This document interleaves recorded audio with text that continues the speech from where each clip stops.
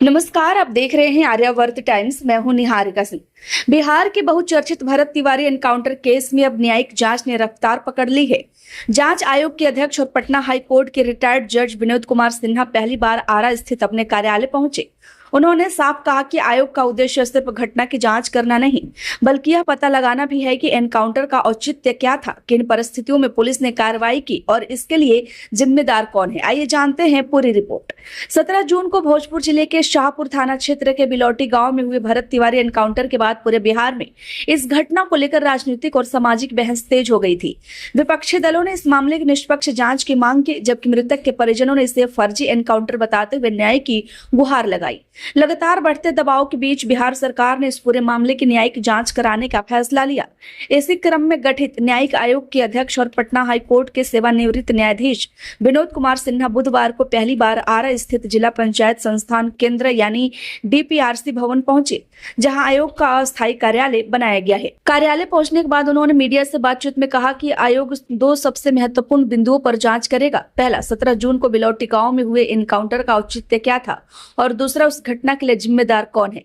उन्होंने कहा कि आयोग हर पहलू की निष्पक्ष जांच करेगा। यह देखा जाएगा कि आखिर किन परिस्थितियों में पुलिस ने यह कार्रवाई की, क्या यह कार्रवाई कानून के अनुरूप थी, क्या सभी निर्धारित प्रक्रियाओं का पालन किया गया, और क्या सही किसी स्तर पर लापरवाही या अधिकारों का दुरुपयोग हुआ। आयोग के अध्यक्ष ने बताया कि जांच शुरू होने में कुछ समय इसलिए लगा क्योंकि आयोग को आवश्यक इंफ्रास्ट्रक्चर, कार्यालय, रिकॉर्ड रखने की व्यवस्था और अन्य प्रशासनिक सुविधाओं की जरूरत थी। इन व्यवस्थाओं में थोड़ी देरी हुई, लेकिन अब सभी आवश्यक संसाधन उपलब्ध करा दिए गए और जांच पूरी गति से शुरू कर दी गई है। उन्होंने जानकारी दी कि घटना से जुड़े गवाहों को आयोग के समक्ष उपस्थित होने के लिए समन जारी कर दिए गए हैं। आयोग सबसे पहले प्रत्यक्षदर्शी और संबंधित अधिकारियों के बयान दर्ज करेगा। इसके अलावा police record, medical report, postmortem report, FSL report और अन्य दस्तावेजों की भी बारीकी से जांच की जाएगी।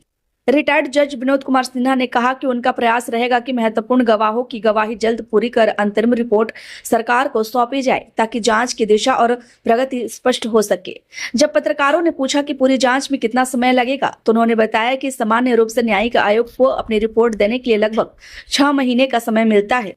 हालांकि यदि जांच के दौरान अतिरिक्त साक्ष्य सामने आते हैं या अधिक समय की आवश्यकता महसूस होती है, तो सरकार से समय बढ़ाने का अनुरोध किया जा सकता है। उन्होंने यह भी भरोसा दिलाया कि आयोग पूरी निष्पक्षता और पारदर्शिता के साथ काम करेगा तथा समय समय पर जांच की प्रगति की जानकारी मीडिया और आम लोगों के साथ साझा की जाएगी। आयोग के अध्यक्ष के आरा पहुंचने के दौरान जिला मुख्यालय में प्रशासनिक हलचल देखने को भी मिली। सुरक्षा व्यवस्था कड़ी कर दी गई थी। मौके पर पटना प्रमंडल के आयुक्त मयंक बड़बड़े, शाहाबाद रेंज के डीआईजी सत्यप्रकाश, भोजपुर के डीएम तने सुल्तानिया, वरिष्ठ पुलिस अधिकारी और जिला प्रशासन के कई अधिकारी मौजूद रहे।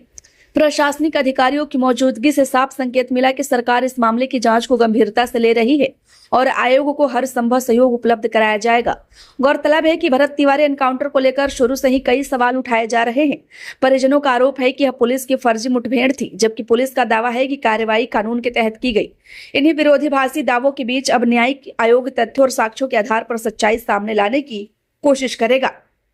अब पूरे बिहार की नजर इस न्यायिक जांच पर टिकी है।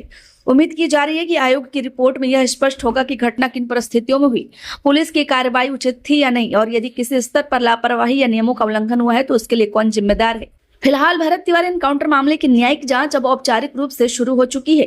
गवाहों के बयान, दस्तावेजों की जांच और साक्ष्यों के आधार पर आयोग अपनी रिपोर्ट तैयार करेगा। अब देखना होगा कि आने वाले महीनों में इस बहुचर्चित मामले में कौन कौन से नए तथ्य सामने आते हैं। वैसे आपकी क्या राय है, हमें कमेंट में जरूर बताएं। खबर अच्छी लगी हो तो लाइक करें।